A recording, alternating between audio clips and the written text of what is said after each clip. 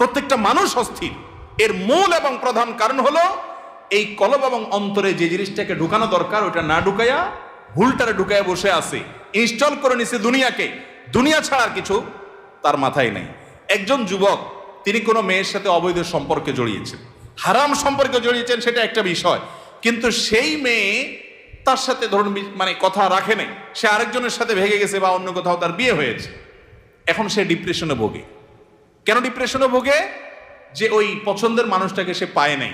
Ultimately এটা দুনিয়া, ঠিক না ভাই? ঠিক। আলটিমেটলি এটা কি?